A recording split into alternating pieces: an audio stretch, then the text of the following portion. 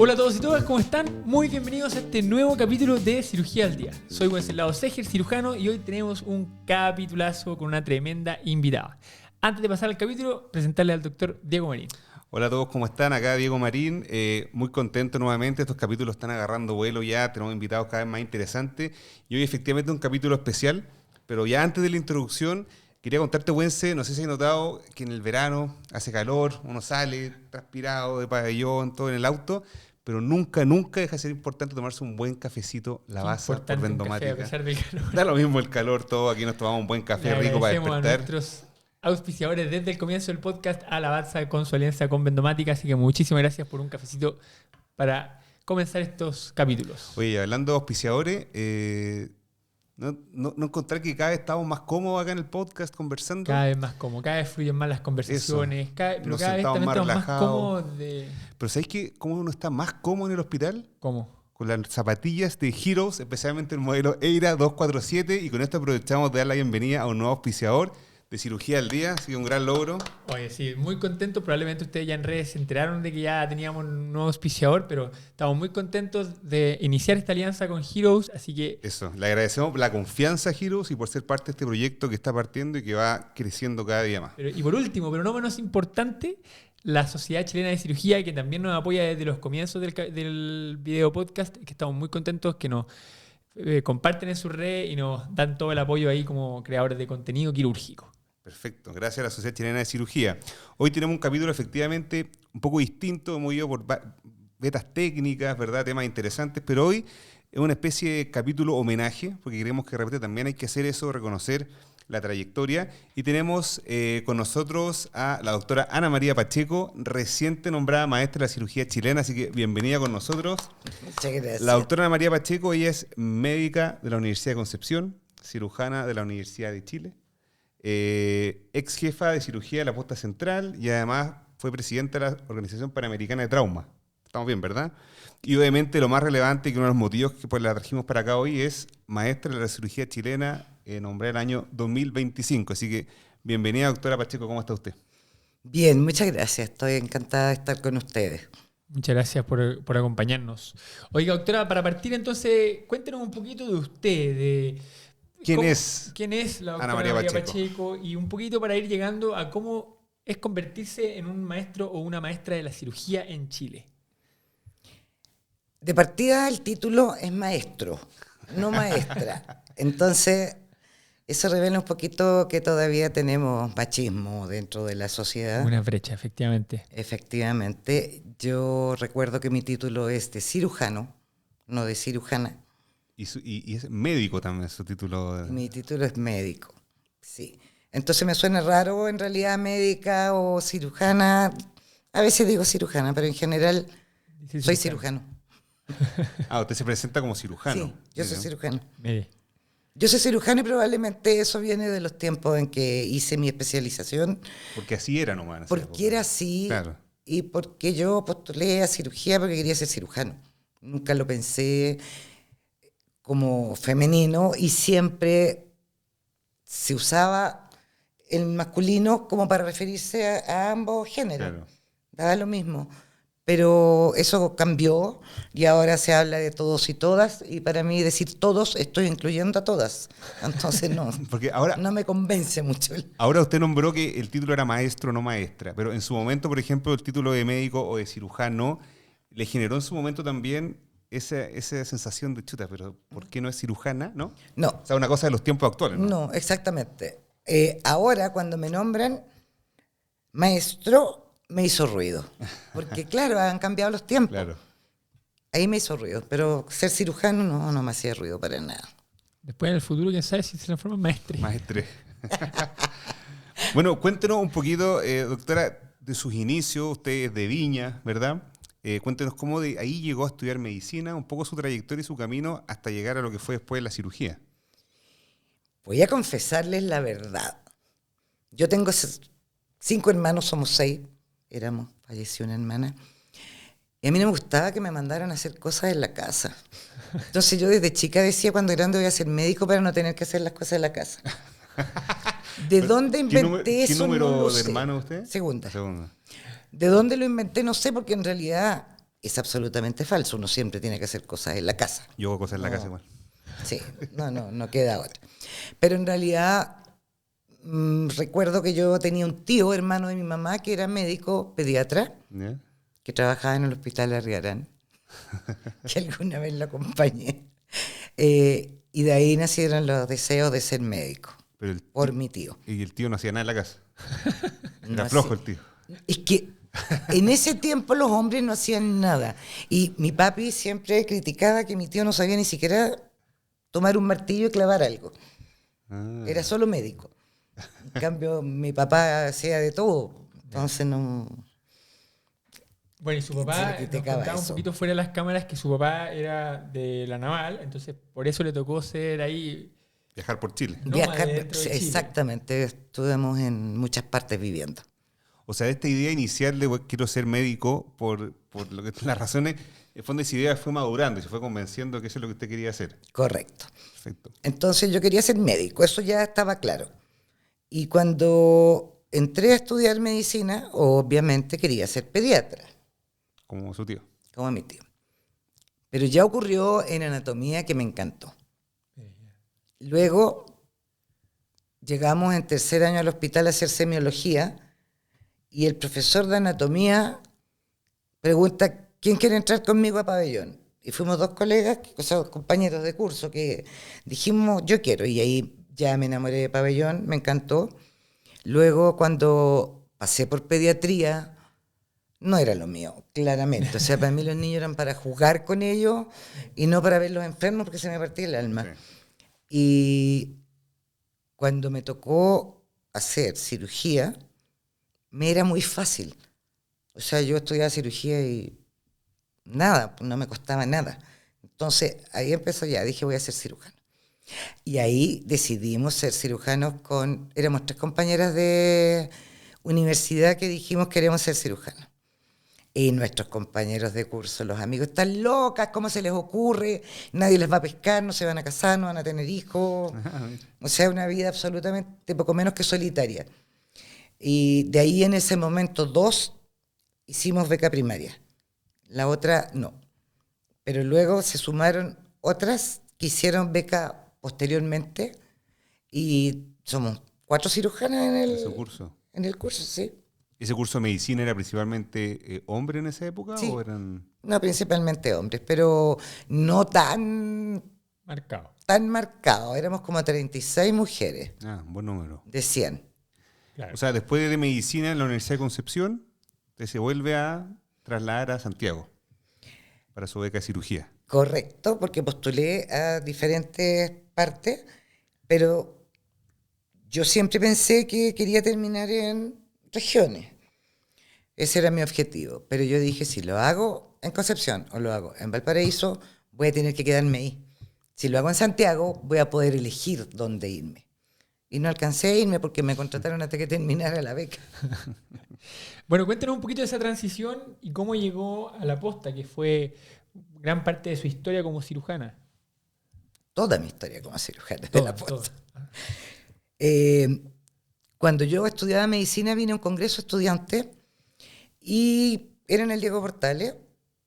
Entonces en un recreo empezamos a caminar por la calle Portugal y yo veo esta estructura enorme y pregunto ¿qué es eso? Y me dicen la posta central. Y yo así como que me sonreí sola y dije, cuando grande quiero trabajar ahí. Yo lo verbalicé, no es que lo haya pensado nomás. Y las vueltas de la vida. Lo decretó, como se dice ahora. Eso. Puede ser. Y cuando postulé a la beca, no me acordaba ya de eso que había dicho en algún momento. Pero postulé al Pablo Jaraquemada, que era el área centro de Santiago. Y cuando estaba ahí, en 6 meses de la beca o una cosa así, me dicen, tienes que ir a hacer UCI a la posta central. Y a mí me brillaron los ojos en ese momento, dije, posta central. Y fui y me quedé para siempre, porque en realidad no dejé de ir a los turnos nunca. Iba voluntaria, aparte del periodo obligatorio que tenía que hacer, que era un año, yo estuve siempre yendo a la posta en el turno con el doctor Tindal Boloski. ¿Alguna especie de ejemplo para usted en ese entonces? Absoluto. Mire. Oiga, y aprovechando entonces esta historia y lo reconocía que usted como figura de la Posta Central, quiero que nos cuente qué significa para usted la Posta Central en este momento, si tuviera que definirlo o contarnos así una frase, ¿qué es para usted esa institución? La Posta Central siempre fue mi casa. Era mi casa. Cuando yo estuve un tiempo, fue un año en realidad, no fue un tiempo nomás en Francia, yo caminaba por los pasillos y decía, no estoy en mi casa, me faltaba mi casa. Cuando tuve que estar en Indisa, también en algún momento haciendo 22 horas allá por un problema que hubo en la posta, me pasaba lo mismo. Yo iba por los pasillos y decía, esta no es mi casa, yo quiero volver a mi casa. Mire. Y siempre pensé, y lo decía a mi familia igual y todo, que a mí me iban a sacar con las patitas para adelante en la posta y que yo iba a penar, porque iban a sentir mis tacos caminando en la noche. O sea, para mí la posta era todo. Oiga, y esos tacos, ¿por qué esos tacos? Sorry que me fije en eso, pero ¿por qué habla de los tacos usted?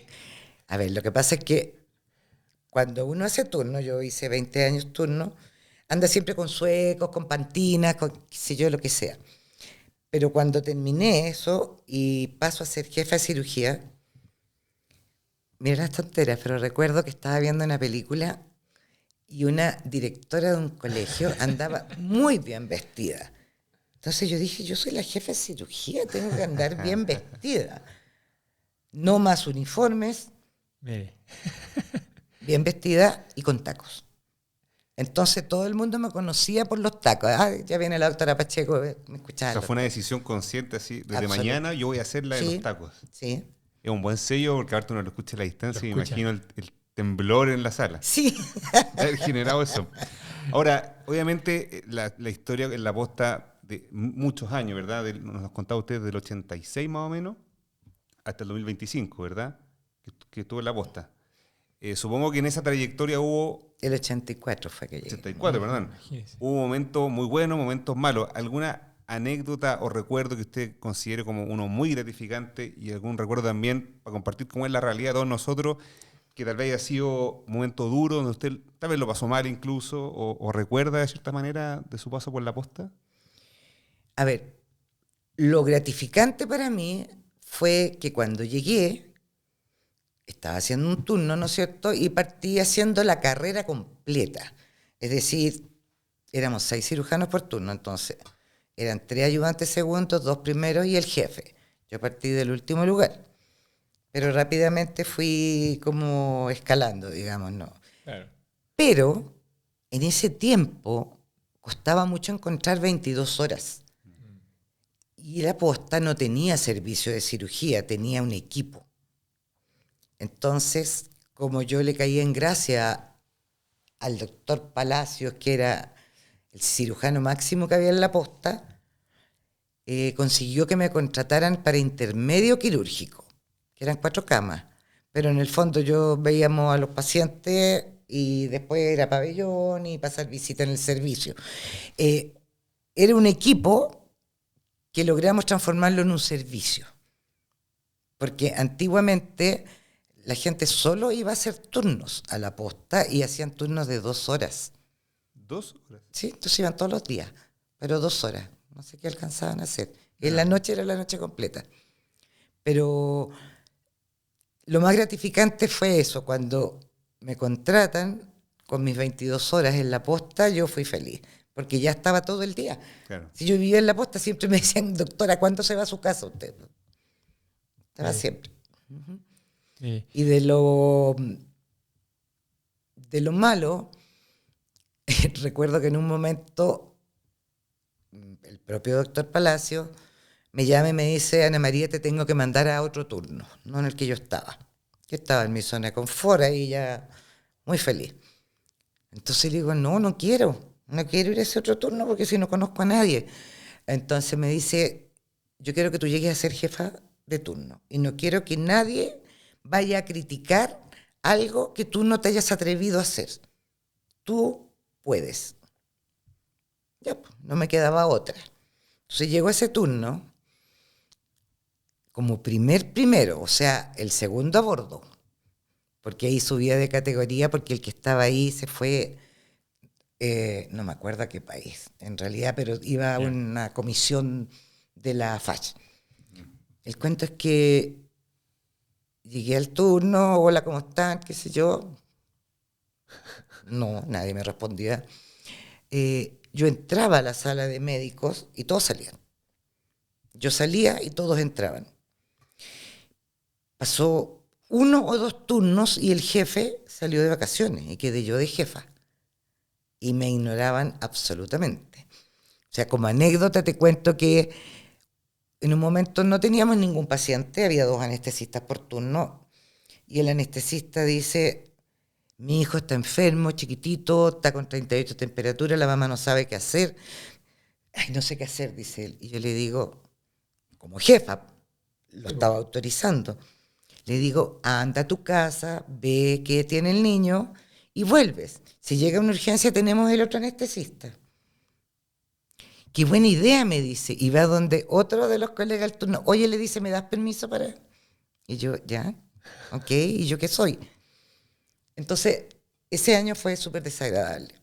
Yo hablé con el antiguo jefe que tenía ese turno, que es mi colega, compañero de toda la vida, siendo de diferentes edades, por supuesto, que es el doctor Ceroni, y me dice, pregúntales, hablas con ellos, pregúntales, ¿qué les pasa contigo? Claro. Al que le preguntaba me decía, nada, Ana María, te estás pasando rollos, y aquí no hay ningún problema. Y un anestesista me dice, yo te voy a contestar, pero primero te voy a hacer una pregunta. ¿Por qué tienes tanta llegada al segundo piso? El segundo piso era dirección y subdirección. Y yo le digo, porque los conozco hace tanto tiempo, nos llevamos bien, hemos operado juntos y todo, y yo en ningún caso tengo la intención de... No, y me equivoqué, porque no fue así. Él me dijo, ¿por qué te viniste a este turno si no tienes ningún amigo? Chuta, qué bienvenida. Sí, entonces yo le expliqué que me habían obligado a ir a ese turno. Y ahí él me dio la respuesta de por qué no me querían. Porque tenía mucha llegada al segundo piso. O sea, en el fondo era como raro. El doctor Palacio siempre fue mi maestro, el doctor Ristori no me conocía y cuando me conoció y empezamos a trabajar juntos, te diría yo que la esposa del doctor Ristori, que era enfermera de infecciones intrahospitalarias, le habló al doctor Ristori de mí, porque como él era de otro turno no me conocía. Y ahí empezó una amistad que dura hasta hoy. Oiga, ¿y pudo limar aspereza en ese turno o terminó cambiándose a otro? No me cambié porque yo tenía la obligación de hacerlo. O sea, era. Entonces, en un momento, no sé si contarlo. Cuenta. Yo creo que se cuenta. Si no se borra. Yeah. Yo ya me había ido de ese turno, porque volvía el que estaba ahí y justo en ese mismo cargo se necesitaba en otro turno y yo hablé con el jefe y sí, me dijo, vente para acá, ya habíamos trabajado juntos y todo. Y yo era como la típica buena voluntad que operaba a todos los funcionarios, familiares y de todo. Entonces veo a una chica hija de una funcionaria que tiene una colecistitis aguda. Y le digo, ven mañana temprano, que te hospitalicen en urgencia. Yo no puedo porque voy a estar en pabellón. Voy a salir como a las 12. Pero ahí te veo y programamos la cirugía. Cuando salgo de pabellón, eran como las 12:30, veo a la chica parada afuera de pabellón, sujetándose más o menos la vesícula ahí.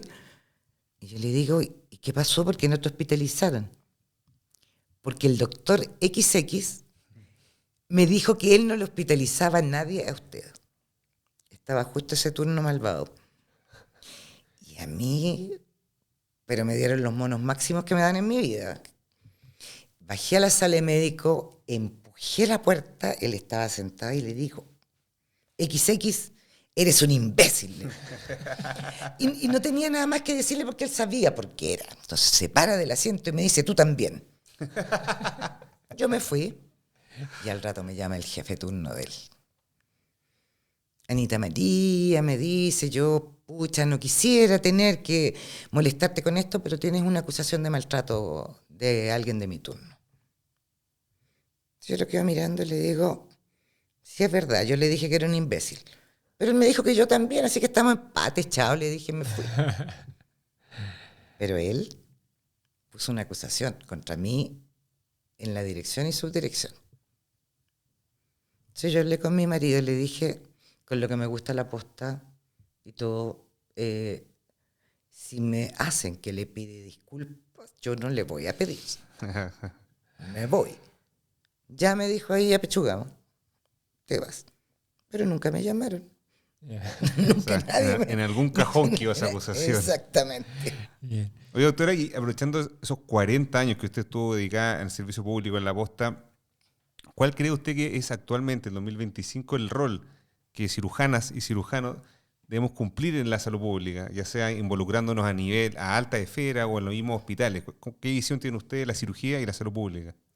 Mira, hay hartos problemas en este momento en la cirugía pública, por decirlo así, porque nosotros dedicábamos nuestra vida a la salud pública y ocasionalmente operábamos a algún paciente en una clínica, algún paciente privado, pero estábamos siempre en el hospital público.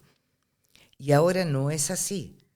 Ahora los chicos que están haciendo su PAO, por ejemplo, ya tienen un día libre, que no tienen que ir, pese a que tienen 22, 28, se quedan hasta más tarde, en las 22 horas, y hay un día que no van. Y otro día que están en turno. Por lo tanto, conocen bien a los pacientes, los manejan, saben cada cosa del paciente. No es así.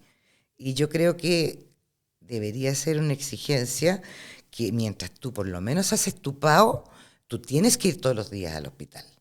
Porque ¿qué es lo que ocurre? Y justamente es uno de mis temas favoritos. ¿Qué pasa cuando dejas a un paciente con control de daños con abdomen abierto? Se supone que tú tienes que verlo. Pero si no vas, ¿quién lo ve? ¿Cómo lo hacían? Mandaban al becado de primer año más o menos, oye, anda a hacerle un lavadito. No funcionaba.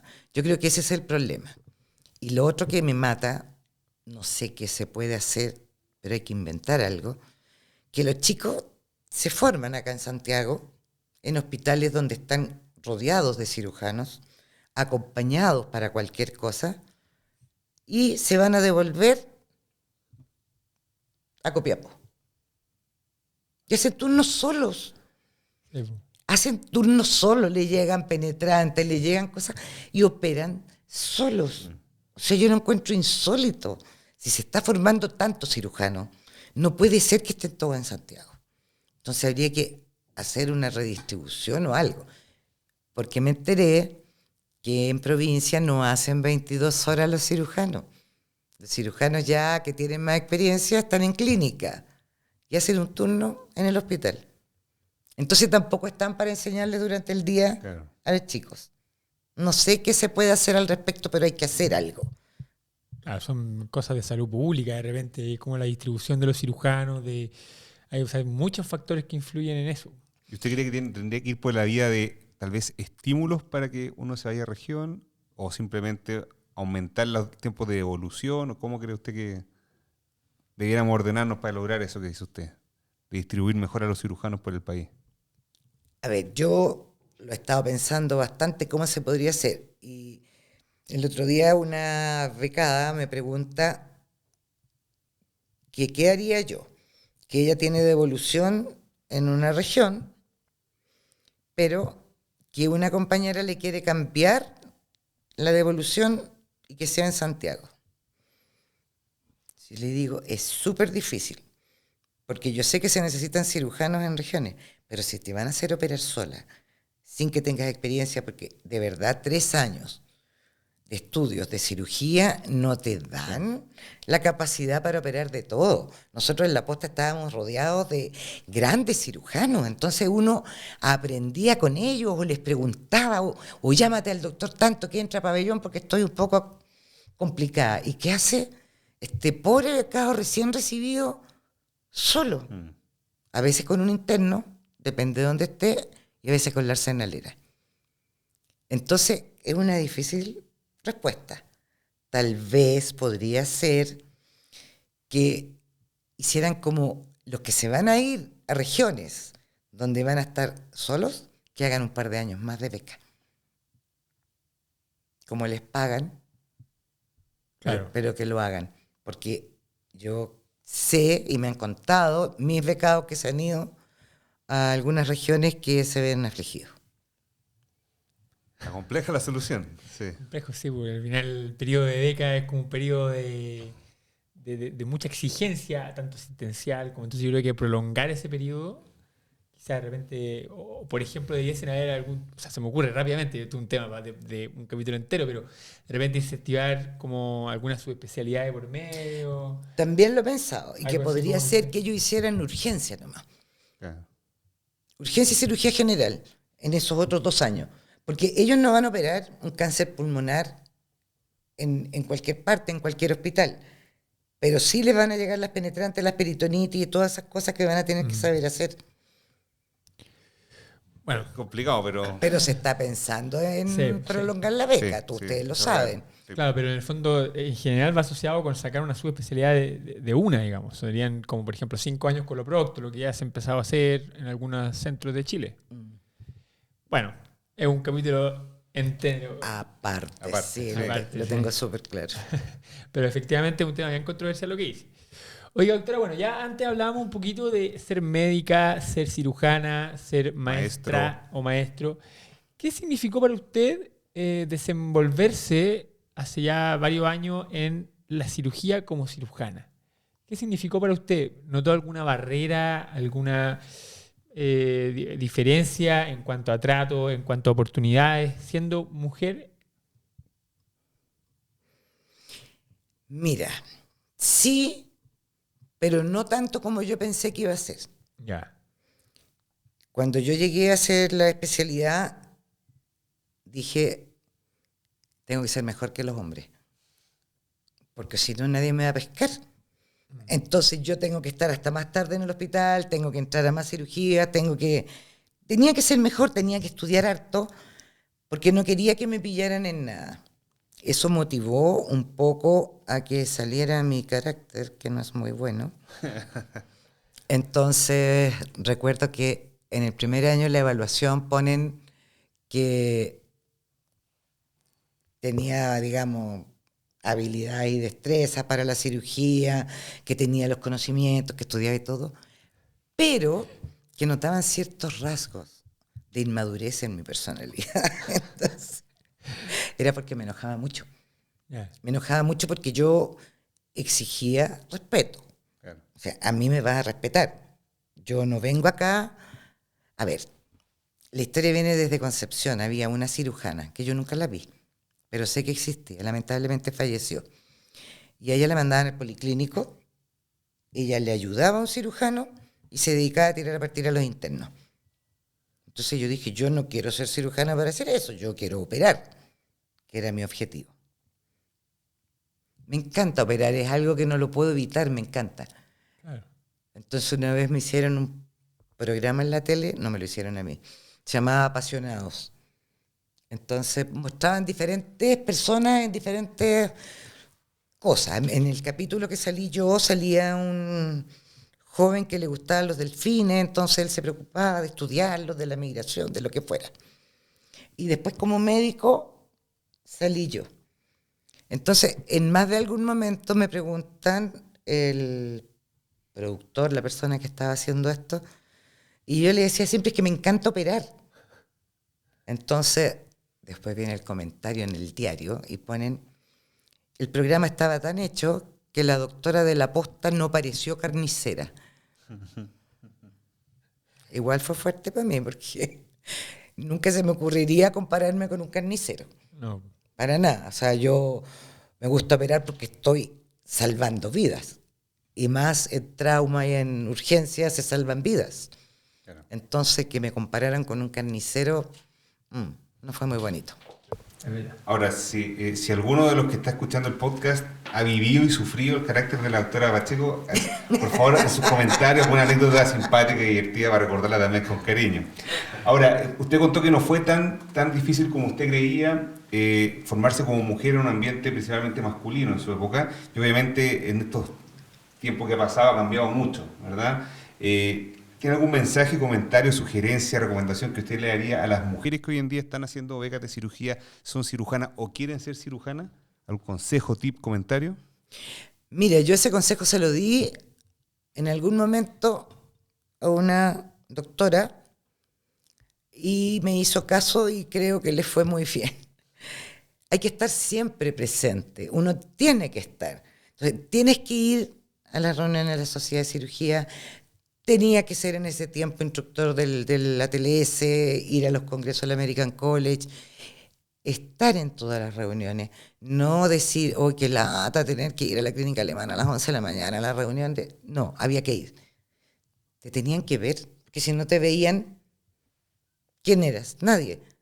Entonces, ¿qué es lo que ocurre ahora? Que hay muchas cirujanas que no figuran en ninguna parte. Ellas trabajan, supongo que lo harán bien, pero yo creo que un cirujano quiere algo en su vida, quiere que te reconozcan y que digan, oh, qué bueno es. No, a ver, uno no hace cirugía, yo sé que ahora sí, uno no hace cirugía para ganar plata, uno hace cirugía para ayudar.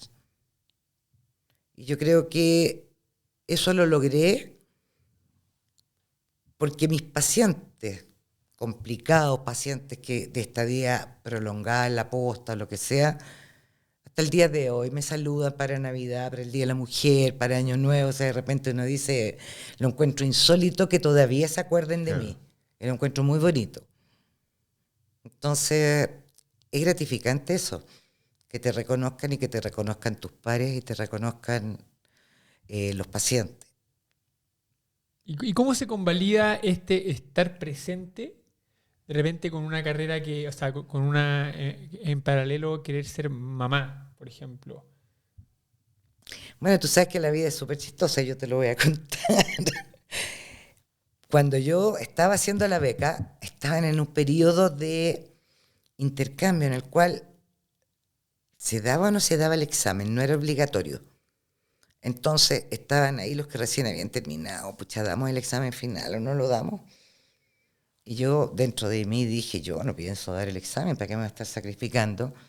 Yo me quiero casar, quiero tener 5 hijos y quiero trabajar solamente horas diurnas como cirujano. Perdón, este examen era como el examen final. ¿Y uno cómo podía no darlo? ¿Cómo era eso? Sí, no era obligatorio. ¿Y qué diferencia hacía para el ejercicio después de la profesión? ¿Nada? En ese momento no, después sí. Yeah. Entonces, yo digo, la vida te lleva por donde quiera. Porque de partida yo me casé a los 35 años, no tuve ningún hijo, no porque no haya querido, no se dio. Hice turno. Toda la vida. Y tampoco iba a ser cirujano de congreso y llegué a ser cirujano de congreso. O sea, todo lo que yo no pensaba, la vida te lleva y las personas que te rodean te llevan. Porque el doctor Palacios, mi maestro, me obligaba a hacer cosas. O sea, él quería que yo fuera alguien. Entonces, la primera vez que, eso lo conté en Pucón, la primera vez que yo presenté un trabajo, yo parada en el escenario, fue en un congreso en La Serena. Creo que fue el 87, 88, está como, lleva poco tiempo de terminar mi beca. Y hicimos un trabajo, en ese tiempo las diapositivas no se hacían en PowerPoint, ni en Keynote. Uno las tenía que dibujar y tenía que llevarlas a un lugar y tenía que pagar para que te las hiciera.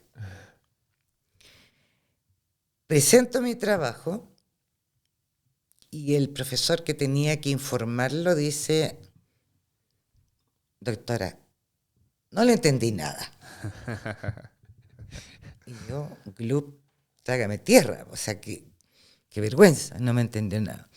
Entonces, el doctor Palacios le dice, oye, pero mira, lo que pasa es que aquí era un trabajo sobre peritonitis postoperatoria, entonces era como mucha mezcla de cosas.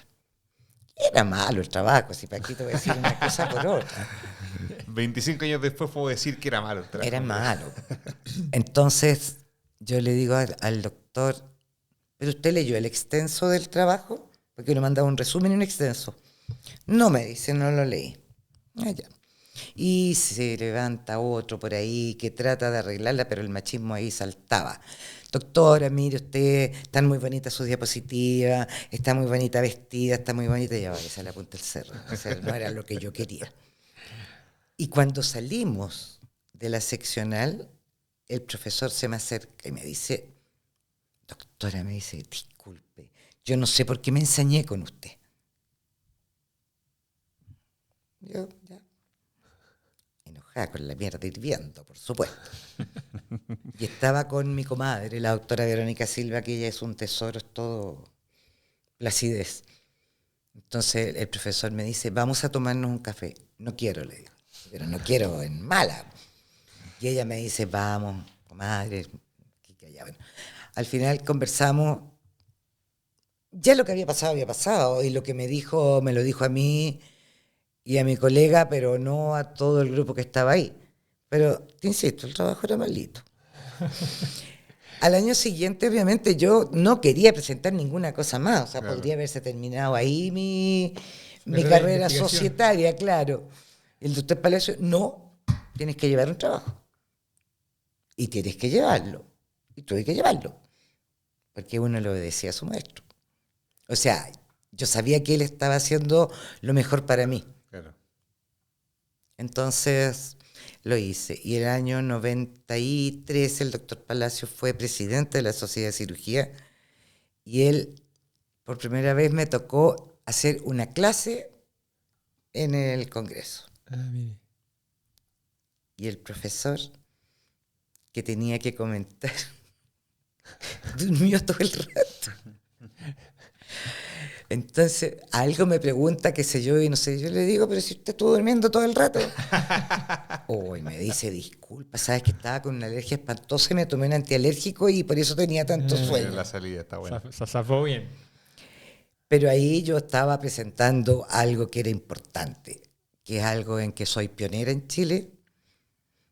En un principio con la doctora Magali Pacheco, pero luego ella se fue a vivir a otra ciudad y fue la laparoscopia del trauma. Porque el problema era que en todos los servicios el laparoscopio quedaba guardado en el pabellón central, 5, se cerraba el pabellón y se cerraba el laparoscopio. En cambio en la posta era un solo grupo de pabellones. Entonces yo tenía el laparoscopio disponible en las 24 horas. Por eso ahí partimos con el tema. Mira, aprovechando esa anécdota de la laparoscopía, ¿cómo fue esa primera vez que dijo, ¿y si metemos el laparoscopio a este paciente? ¿Lo había escuchado afuera? ¿Lo había visto? ¿Cómo fue ese proceso? A ver, el trauma se metió en mi vida, podría haber sido en mala, se los digo al tiro. Es que son tantas anécdotas y es toda una vida en esto. Cuando yo di mi examen, estaban profesores de cada uno de los centros y el del Barros Luco me dice, a todo esto no sé, en ese examen uno ve a los profesores en un escritorio gigante ahí arriba y uno está sentadito en una sillita que así mirando asustado. Yo ya había estudiado todo lo que tenía que estudiar, ya había dado el examen la semana, me tocó en El Salvador y teníamos sábado, domingo y lunes para estudiar lo que uno quisiera porque el martes tocaba el examen ante los profesores. Y a uno de mis compañeros que estudiábamos juntos se le quedó un boletín del American College. Lo primero que había en trauma, publicado recientemente. Y yo ya no sabía qué estudiar, pero en eso a ver esto, qué entretenido. O sea, leerlo, sí, qué simpático ya, la mortalidad extramodal, qué sé yo. Tú me vas a creer que el profesor me dice, ábreme de trauma. Y yo te digo que a cualquiera que le hubieran preguntado eso no habría sabido, porque esto era reciente. Y no sé por qué me lo pregunto. Yo me largué a hablar. Ya me dijo, ya doctora, ya está muy bien. Gracias, qué sé yo, tiene un 7, váyase. Entonces como que me motivó. Claro. Y después empezaron a hacer los cursos de ATLS, desde ahí que yo fui instructor y todo el cuento. ¿Y por qué trauma? Porque el doctor Lombardi, que era de otro hospital que salían mucho, en la puesta no iban ni a los congresos. Él me invitó a que fuera miembro del departamento de trauma que él lo creó. Él fue el presidente y yo vicepresidenta. Y me dice, vamos a un congreso en Lima de la Sociedad Panamericana de Trauma, y me encantaría que viera. Cuando yo fui y estaba sentada al lado del doctor Mattox, que me ponen en una mesa y yo así asustadísima en el lado, me empecé a dar cuenta que no sabíamos nada de trauma. No sabíamos. Entonces yo empecé a ir a estos congresos, llegué a ser presidenta de la Sociedad Panamericana de Trauma, pero el resto no se entusiasmaba. Lamentablemente, el trauma y la urgencia en Chile eran, mientras me consigo la especialidad, la subespecialidad, lo que sea, claro, hago turnos para ganar plata. Pero cuando yo tenía la otra especialidad, yo gastaba mi dinero en ir al congreso de la otra especialidad. Por eso que no es tan bueno el trauma en Chile. Y hay muy pocos cirujanos que se hayan formado en trauma. Y resulta que luego llega nuestro querido Pablo Tolino, que es una locomotora para hacer cuestiones, y él empezó a formar gente y a tenerla para estar en el sótero todos. Yo le digo, Pablo, reparte la gente, porque de verdad se necesita. Yo toda mi vida hice urgencia y trauma, pero yo no hice fellow, yo no fui a Colombia ni ninguna cosa. Yo aprendí por haciendo y metiendo las patas y como fuera. Y después aprendiendo, estudiando, yendo a los congresos y todo lo demás. Bueno, aprovechamos de dejarlo todo invitado al capítulo del doctor Otolino, que ha causado sensación también. Eso. Es muy bueno, Tolino. Sí. Oiga, doctora, y bueno, usted su carrera en la posta fue docente y actualmente es la jefa de los becados de la FINIS, ¿no es cierto? Jefa del programa de cirugía. Jefa del programa de cirugía. Entonces, cuéntenos un poquito su carrera docente, cuándo comenzó, cuándo se dio cuenta que quería empezar a transmitir todos estos conocimientos adquiridos, y bueno, eso. La Posta Central nunca se consideró un hospital universitario, porque no lo era. Era un hospital no docente, pero sí siempre teníamos alumnos, teníamos internos, teníamos becados y todo. Entonces decidimos que esto había como que organizarlo. Entonces se formó un departamento docente en la Posta. Estaba el doctor Palacios de jefe de docencia, y ahí nos empezamos a preocupar. Entonces con la Chile nos evaluamos, ¿no es cierto? Como no era un hospital docente, el título era profesor adjunto, creo, o instructor adjunto. O sea, eran los dos títulos que te podían dar porque era un hospital no docente. Hicimos lo mismo con la Universidad de Santiago porque teníamos becados de la Universidad de Santiago. Y posteriormente llegó la Finisterra, la Posta hizo un convenio con la Finisterra y ahí entraron ellos como alumnos. Y luego, con el correr de los años, el doctor Palacios dijo, tenemos que hacer beca de cirugía. Acá tenemos los medios, tenemos las personas, ya teníamos un servicio, pero era un servicio de cirugía general en el fondo. Así que hacían cirugía general ahí. Pero así partió lo de la docencia. Ahora en la Chile, yo siempre hacía mesas redondas de las de segundo año. Al principio teníamos alumnos, pero después sacaron los alumnos de la Chile de ahí, entonces teníamos becados. Así que me tocaba trabajar con los becados de la Chile y hacerles alguna clase. Eso sigo haciendo todavía. Mesa redonda de pancreatitis. Oiga, y usted como jefa de programa ahí de una beca de cirugía general, ¿cuál es el sello que usted como doctora Ana María Pacheco le quiere poner a esa beca? ¿Cuál cree usted que es la visión de una buena beca de cirugía de tener? ¿Cuál es como su sello? A ver, te quiero contar primero que yo estoy hace como 3 años recién, sí, 3 años de jefe de programa, porque era el doctor Enrique Ceroni y yo era como su ayudante. Entonces trabajábamos juntos. Él fue el que armó finalmente la beca y todo lo demás. ¿Cuál es el sello que yo le quiero dar? Le quiero dar, tengo que conversarlo porque todavía no lo he conversado, pero lo que estamos viendo ahora es que no quiero que les enseñen cáncer pulmonar. Quiero que les enseñen a operar una penetrante cardíaca. Quiero que les enseñen a drenar un hemotórax, que sepan hacer videotoracoscopía, que es de mucha ayuda, porque los becados se van. Ahora, dentro del programa, ¿qué dice? Tiene que saber reconocer, diagnosticar y derivar cuando sea necesario. Pero ¿para qué los hago perder el tiempo estudiándose los TNM si prefiero que sepan hacer lo que van a hacer? Entonces, en ese sentido me gustaría un poco cambio. Y en la Chile también, las mesas redondas, o sea, yo hago mesas redondas hace como 30 años y son las mismas mesas redondas que se hacían cuando yo hacía la beca, son iguales.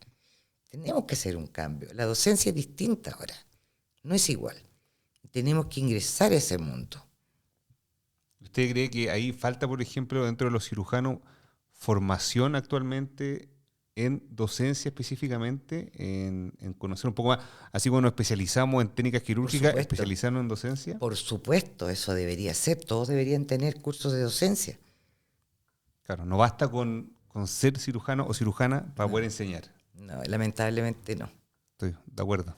Lamentablemente, yo creo que durante años el docente era como el más hábil quirúrgicamente, sin embargo, eso no es sinónimo de ser un buen docente. Claro.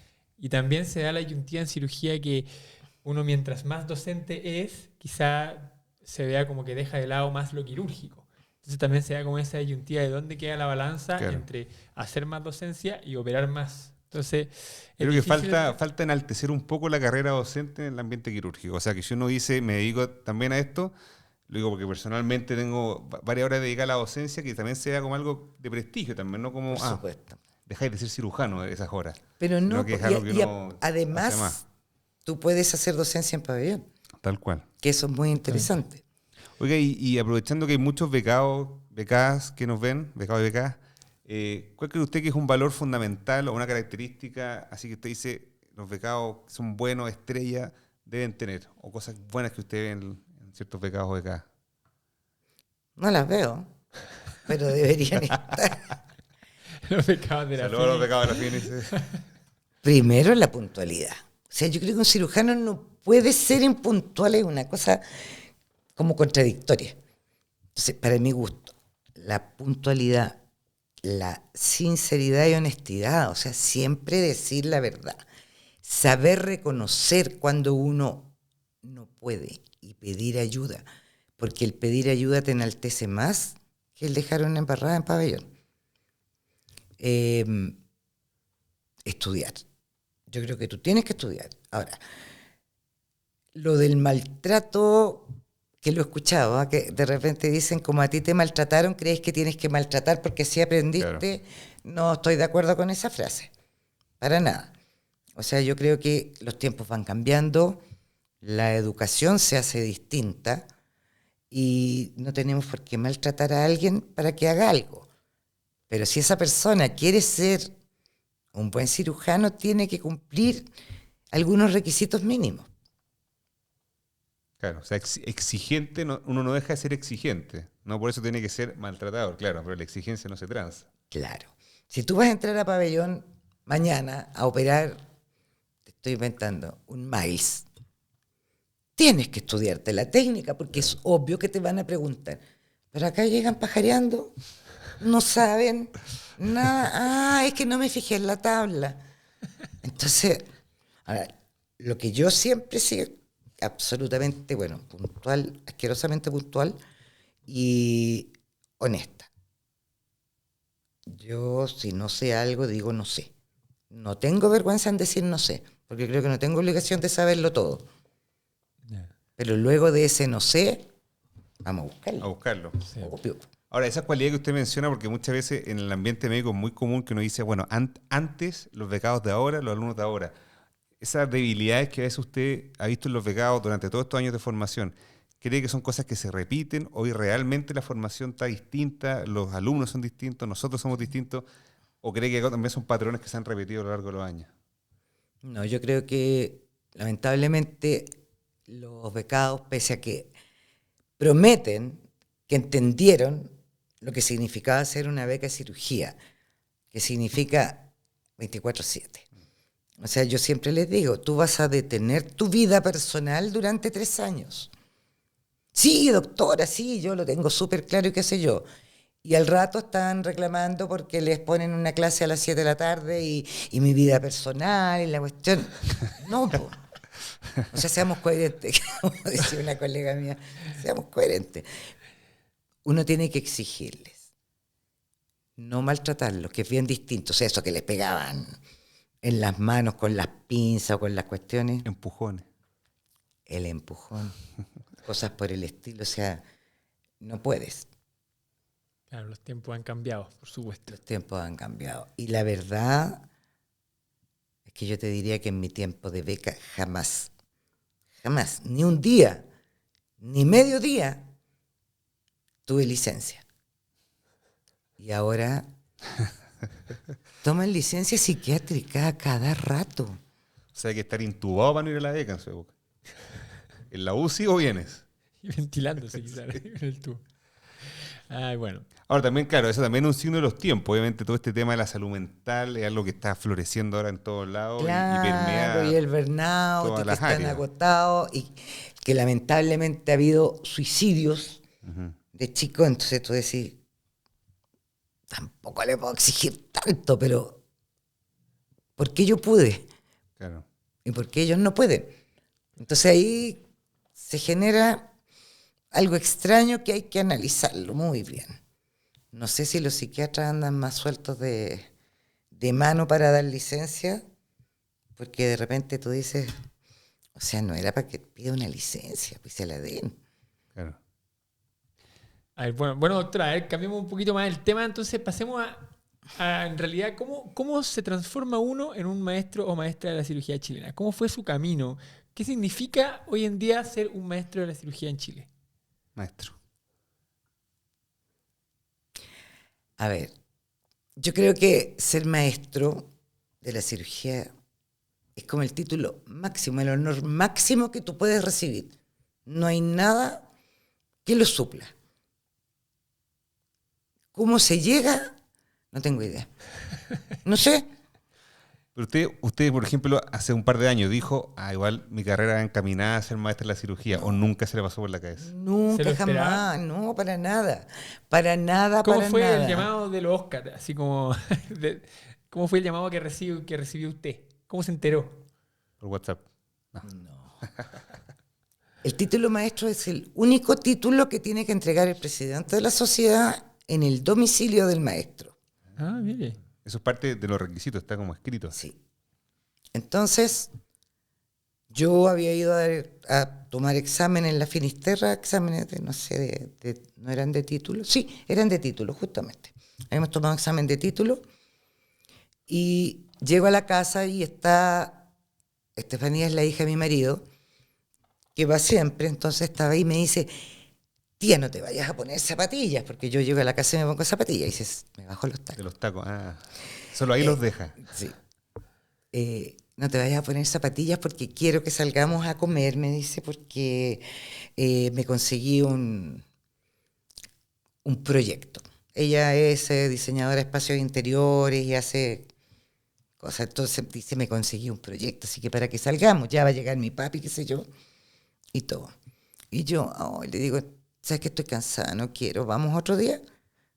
Pero no, pues tía, no puede ser tan fome, me dice, qué sé yo, todo lo demás. Entonces me dice, bueno, vamos a esperar que llegue su pareja y nos vamos. Ya, bueno, le digo yo. Entonces me fui a la cocina y cerraron la puerta de la cocina. Mi cocina tiene 2 puertas. Entonces en eso me dice, ya tía, llegó Taylor, vamos. Entonces yo salgo caminando y veo a la doctora Fonseca con la doctora Sabache. Y yo digo, ¿qué están haciendo acá?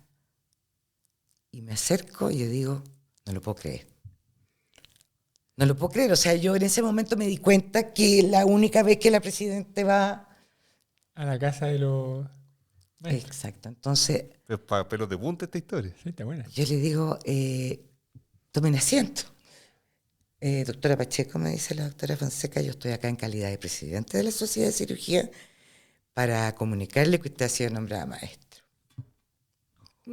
¿Cayeron los lagrimones? Me lo lloré todo. Pero eso es como una pedida de matrimonio, es como esa... Más o menos. Cuando uno anticipa lo que viene. Qué O sea, emocionante. de verdad no me lo esperaba. Por eso cuando tú me dices qué se hace para ser maestro, yo lo único que te puedo decir es trabajar bien, hacer las cosas de verdad, con placer, con gusto, ser honesto, estudioso y no sé qué más enseñarse, me supongo. Pero yo en este momento, no hay un secreto. No, pues no hay secreto. Te eligen a puertas cerradas y yo decía, pucha, seguro que van a decir que como la doctora Fonseca es mujer, me nombró a mí porque soy mujer como maestra. Pero resulta que ella no interviene en la elección. Ella solo la comunica. ¿Cómo se elige Entonces, esto?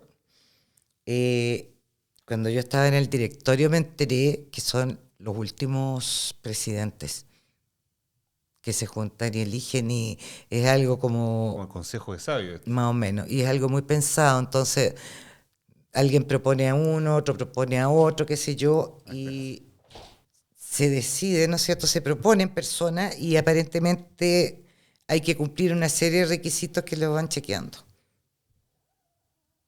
Y ahí quedé yo. ¿Y estos nombres salen de los mismos, Ya, de ellos mismos? Ellos proponen así. Claro, pero uno no sabe. No sabe quiénes más están. Bueno, además no deja de ser simbólico de todas formas. Usted nos contaba que la otra maestra de la cirugía mujer fue nombrada en el 2000, o sea, pasaron 25 años hasta que tuvimos una nueva maestra de la cirugía. O sea, Sí. Creo que bonito. viene a redondear una carrera muy integral, muy completa de la cirugía, doctora.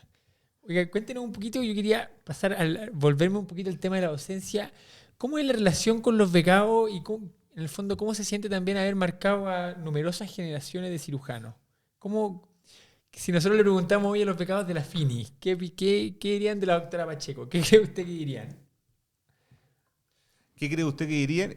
Y también cómo le gustaría ser recordada. No sé si van de la mano. A ver, yo te voy a decir que no lo voy a inventar porque me lo dijeron ellos, porque me hicieron una celebración cuando me nombraron maestro y fueron cirujanos que fueron becados nuestros.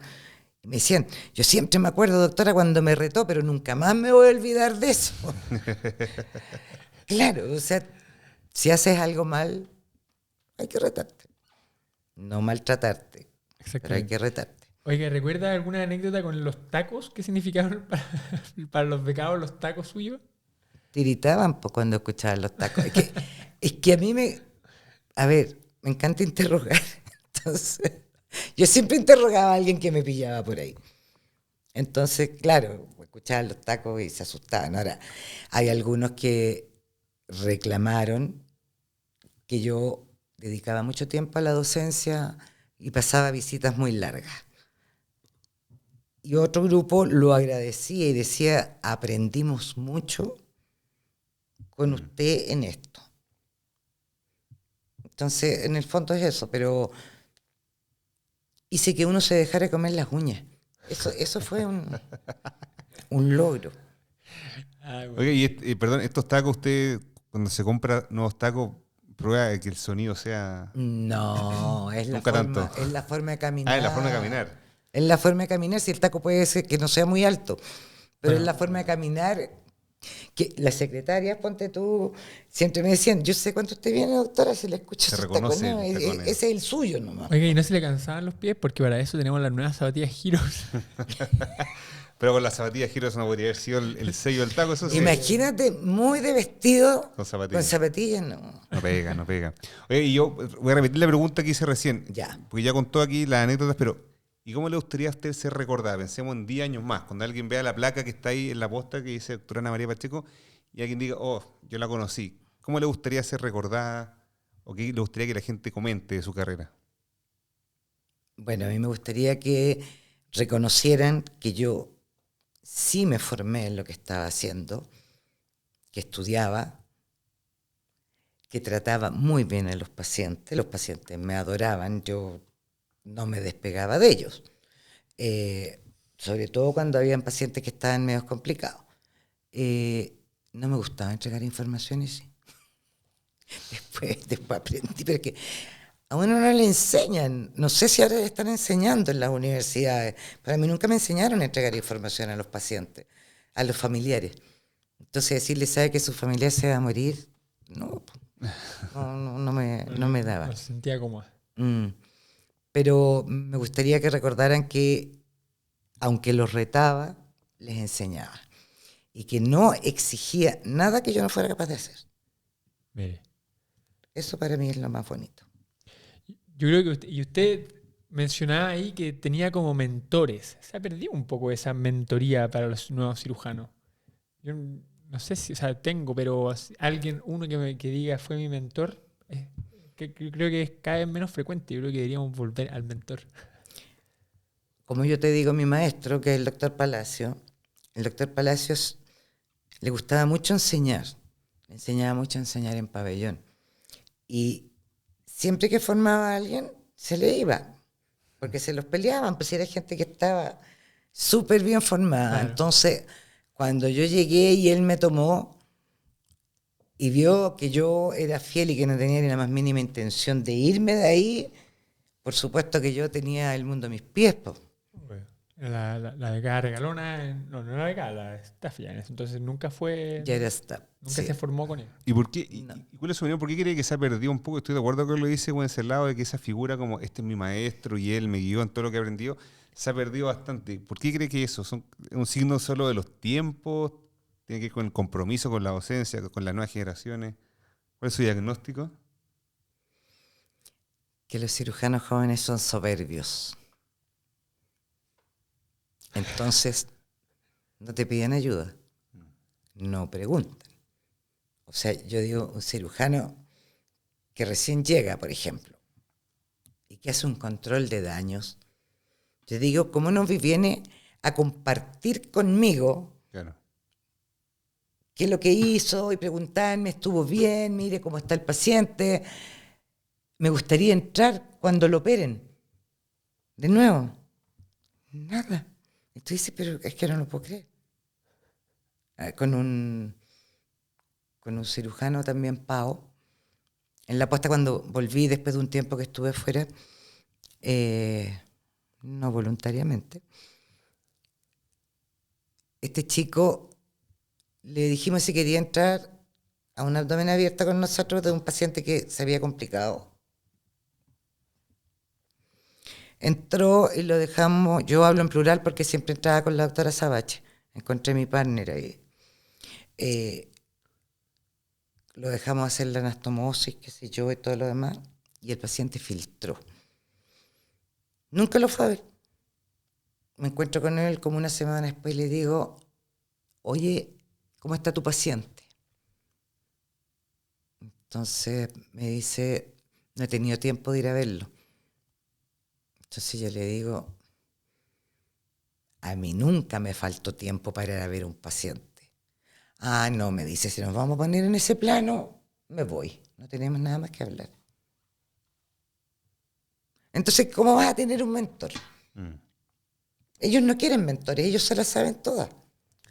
¿Y usted cree que antes eso no era así? O sea, los cirujanas formadas, digamos, hace 20, 30 años, ¿tú tienes la impresión de que eran menos soberbios, como dice usted? Sí. Más abiertos a la pregunta. Que tío, porque no pensaría que, que hubiera sido al revés. Tienen como ese prejuicio tal vez de que antes era más difícil. No, por lo menos donde yo estuve, en el San Borja, todos dispuestos a enseñar. Y en la posta, es decir, uno estaba en un turno donde tenía 6 cirujanos. Po. Entonces, cualquier duda o cosas extrañas, tú tenías quien te ayudara. Sí. Bueno, yo creo que ya hemos conversado, ha sido una linda historia, una gran trayectoria, un gran testimonio, así que le agradecemos mucho, doctora, todo lo que nos cuenta, toda su anécdota, toda su historia. Pero antes de terminar, queríamos hacerle una pregunta ya como para hablar más relajado, alguna dinámica de forma más rápida, más lúdica, de respuesta más corta, más puntual, y como para ir conociendo también un lado no tan quirúrgico, sino que más personal de la doctora Pacheco. Entonces, cuéntenos, doctora, ¿cuál ha sido el mejor pabellón que ha estado, que ha operado, tanto en equipo, en infraestructura, en lo que usted nos quiera contar? ¿Cuál es el mejor pabellón que ha estado? O los mejores, el mejor grupo de pabellones, lo que quiera responder. A ver, como infraestructura, el mejor pabellón y que yo pensé que no iba a tener la oportunidad de estar ahí son los pabellones nuevos de la posta. Mire. No, son espectaculares. Son grandes, son espaciosos, con su buen aire acondicionado, todo. Hay un pabellón híbrido ahí mismo. Yo lo veía con cara larga, pero decía, no voy a alcanzar a operar ahí, y sí alcancé, antes de irme. Como equipo, estuve en muchos pabellones en los cuales se armaban unos equipos, pero espectaculares. No siempre con buenos resultados. No voy a contar casos. Pero lo que me gustó mucho fue cuando fui a Francia. Yo fui a hacer páncreas en realidad. Porque el doctor Palacios operaba páncreas. Yo era de pancreatitis, no era de tumores de páncreas, pero fui a eso y cada cáncer de páncreas que hubo yo entré. El último me dejaron operarlo. Yeah. Ellos arman el equipo y hacen lo que le llaman como el desarme. Cortan todo lo que hay que cortar, sacan todo lo que hay que sacar, cubren al paciente, se van a almorzar dentro del pabellón. El paciente queda con la enfermera anestesista y luego ya que fueron a hacer pipí y tomaron agua y comieron algo, entra todo el equipo de nuevo para la parte reconstructiva. Yo lo encontré genial porque no lo había vivido acá. O sea, acá entrar a un Whippler eran 8 horas, tú terminabas muerto. Yeah. Ahora ya no es así gracias a las suturas mecánicas que te ayudan tanto, a los ligatures. Todo eso te ayuda a ir acortando tiempos quirúrgicos, pero antes era una cirugía muy larga y se hacía en un tiempo. Oiga, otra pregunta. ¿Alguna instrumentalista quirúrgica arsenalera que usted más recuerda, con cariño? La Iris Ricous. La Iris entraba siempre conmigo a pabellón cuando estábamos de turno. Y yo recuerdo que un día, moviendo la lámpara, le pegué en la cabeza. Y la dejé media aturdida. Pero porque un buen golpe. No, fue un buen golpe. Entonces, teníamos el cuento con la Iris, que como yo la había dejado media tontita, con el golpe que le había dado, cuando yo operara pacientes privados, iba a ser siempre con ella. Y fue así durante mucho tiempo. Lo que pasa que cuando yo empecé a operar más pacientes privados, porque antes operaba uno al mes, si es que después que me fui a la Indisa y todo lo demás, la Iris ya operaba el día que yo opero con otro cirujano. Entonces tuve que cambiarla, pero ella era mi arsenalera designada para siempre. ¿Y con ella siguen teniendo relación? Sí, nos vemos siempre y todo, pero no. Ella ya jubiló de la posta también, yo me encuentro con ella en Indisa. Ya. Qué buena. Oiga, ¿algún turno inolvidable de esos largos de la posta, de 24 horas de repente? ¿Algún turno que le haya tocado algún caso importante? ¿Algún turno inolvidable? ¿Bueno o malo? Te voy a contar que yo nunca hice un turno de 24 horas. En mi época se hacían de 12 horas. Entonces, por ejemplo, si te tocaba hacer el sábado 12 horas de día, después te tocaba el domingo en la noche. Y era así, ¿no? Pero tenías del ciclo, ¿no es cierto?, solo 2 fines de semana libres. Claro. Ahora, decidieron hacer 24 horas y yo creo que es una locura. Creo que 24 horas de turno no te permite a las 4 de la mañana a trabajar bien. Los peores turnos que te puedo decir que tuve siempre fueron 18 y 19 de septiembre. Son los peores, es una cosa horrible, lleno curado. El olor, tú entrabas al box y sencillamente no lo aguantabas. Yo creo que se curaba con el olor al Sí. box. Y el turno más sensible que tuve en mi vida fue muy terrible porque atropellaron en la esquina de la posta, en una cabina telefónica, no en una cabina, sino que era un teléfono que estaba puesto en un poste. Estaba una niña hablando por teléfono y viene un camión por detrás y la atropella. Y llegó a la posta girada de la mitad para abajo. Llegó viva solamente porque había ocurrido en la esquina. Pero mi jefe de turno en ese momento se empecinó en salvarla y nosotros, doctor, está muerta. No, es que tuvimos que agarrarlo. O sea, el pobre vivió un momento de, no sé cómo se podría llamar, de oscuridad, y quería salvar lo insalvable si tenía dada vueltas, o sea, la columna cortada, la aorta rota, la cava roto, todo roto. Ya íbamos como en el cuarto paro. Entonces, esa para mí fue muy sensible. Obvio. El otro muy sensible, que también te lo voy a contar porque son esas cosas que te hacen llorar, llegó atropellado a un chico de 18 años. Entramos a pabellón, hicimos lo posible, pero no había caso, estaba destruido. Entonces, en un momento ya sabíamos que estaba muerto y me avisan que estaba la mamá afuera. Oh. Yo estaba operando. Salí a hablar con la mamá y le dije, señora, en realidad a su hijo le pasó esto y está tan grave, que no creo que vaya a salir. Yo ya sabía que no había salido. Y la señora, no sé cómo pudo, me dijo, doctora, mi hijo siempre quiso ser donante, sáquele todo lo que pueda. Yo no lo podía creer, o sea, si esa mamá, Claro. ¿cómo puede en ese momento pensar tan generosamente? Lamentablemente ya estaba muerto, no se le podía sacar nada, piel nomás. Doctora, la cirugía que más disfrutaba hacer, o disfruta, Abdomen. abdomen trauma, o abdomen Trauma y general. abdomen agudo. Me encanta.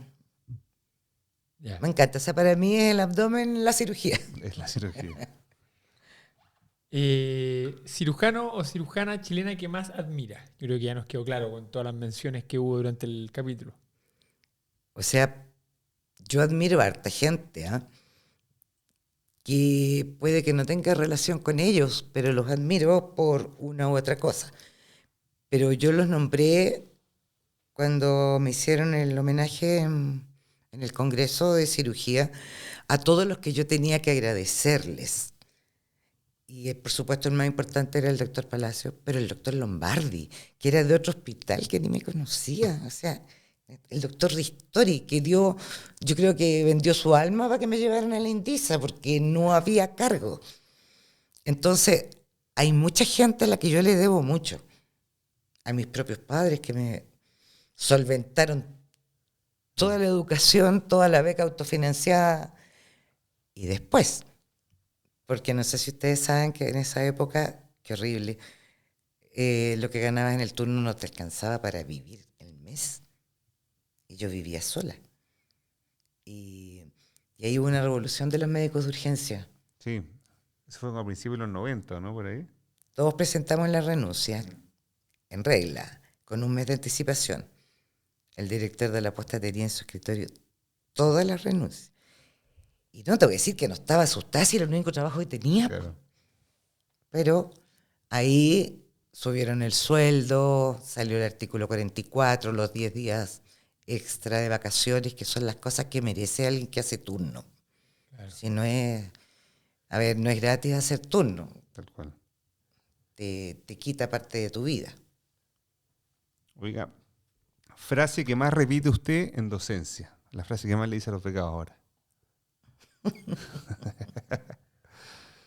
En realidad, lo que más les insisto, porque me da mucha rabia, es que no saben hacer una historia clínica y no examinan a los pacientes. Entonces yo les digo, esto siempre ha sido así. Les ponemos un caso clínico. Llega un paciente, qué sé yo, con un dolor intenso, 10 de 10, en no sé qué, bla, bla, bla, y ahí tiene el paciente. A ver qué hace con él. Escáner. O sea, es peor que eso. Empiezan a preguntar antecedentes remotos. ¿Qué enfermedades tiene? ¿Fuma? ¿Tiene alergia? Y yo, oye, ¿le duele? ¿Tiene 10 de 10? ¿Le duele? Y no hay caso, no entienden. Entonces yo digo, no sé en qué momento cambiaron la forma de hacer la historia clínica. Que es anamnesis próxima, anamnesis remota y luego examen físico. Y lo otro, que también les insisto mucho, que no le pueden pedir escáner a todos los dolores abdominales. Pues. Hay que examinar a los pacientes, hay que hacerse una idea. Y después pedir el TAC. Yo cuando supe que un TAC de abdomen era el equivalente a la irradiación de 400 radiografías de tórax, me cuido mucho. Y en un momento vi de esas cosas que a uno le espantan. Chica de 15 años, gordita. Parece que tiene apendicitis, ya. Escáner. Se complica la chica. Escáner. Aparte que tenía una tripa rota, tenía un hematoma retroperitoneal. Entonces, al día siguiente, escáner. O sea, en 2 días tuvo 3 escáneres. Esa chica a futuro va a tener, sí o sí, alguna enfermedad hematológica, una leucemia, un linfoma, o mieloma, o cosas por el estilo. No examinan. O sea, potenciar el valor de la semiología en el enfrentamiento de los casos. Oye, pero si los cirujanos, la gracia que tenemos son nuestras manos, la sensibilidad que tenemos al tocar. Uno toca, sí, inmediatamente dice que hay algo raro. Pero si no los examinas nunca, a mí me llegan pacientes a la consulta y me dicen, doctora, he visto 3 doctores antes y ninguno me había examinado. Entonces no lo puedo creer. Pero es el último recurso. Recursos desesperados. Claro. Oiga, doctora, ¿cambiaría algo de su carrera al día de hoy? Claro que cambiaría. Cambiaría el tiempo que me maltrataron. Ya. Sí, yo estuve 2 años y medio suspendida de la posta. Eso lo cambiaría. Lo cambiaría porque fue un maltrato muy grande y me hizo mucho daño y pensé que mi carrera estaba perdida con eso. Pero no fue así. Sin embargo, fue reconocida como maestra. ¿Y si la doctora Ana María Pacheco hablara con esa Ana María Pacheco interna de la Universidad de Concepción, terminando su carrera, le recomendaría ser cirujana? ¿Le diría, elige otra opción, cambia tu estilo, cambia las decisiones en el camino? ¿O le diría, hazlo tal cual se desarrolla? No sé, ninguna posibilidad de que yo hubiera hecho otra cosa que no sea cirugía. Si yo cuando terminé la carrera era cirugía o cirugía y yo no iba a aceptar ninguna otra cosa. Bien, seguiría con la misma.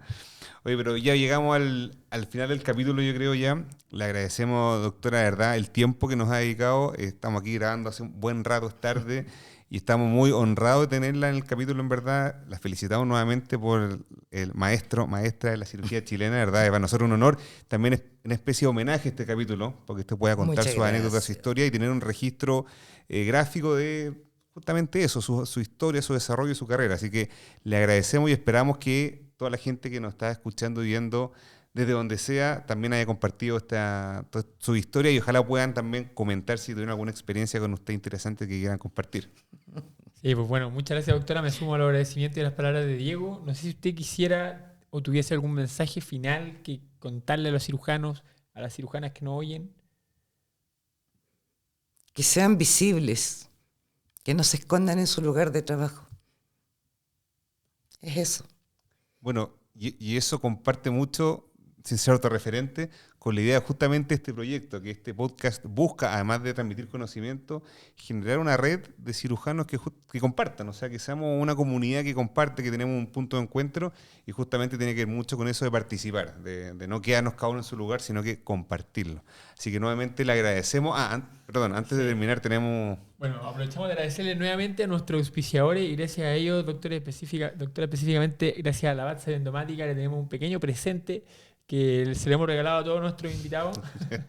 Así que muchísimas gracias por estar aquí y es esta tacita, doctora. Un recuerdo de cirugía del día también. A tomarse unos buenos cafés.